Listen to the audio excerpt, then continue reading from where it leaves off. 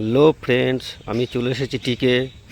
দেখো, কালকের ঝড়ে আমার এই ভেন্ডি গাছ দুটো পুরো মাটিতে শুয়ে দিয়েছে। কী পরিমাণে ভেন্ডির ফুল এসেছিলো দেখো।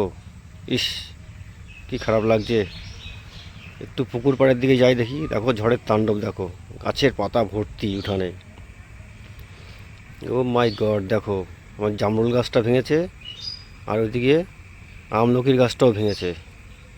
পুকুরের মধ্যে পড়েছে আমলকির গাছটা, আর জামরুল গাছটা একটু উপরেই পড়েছে।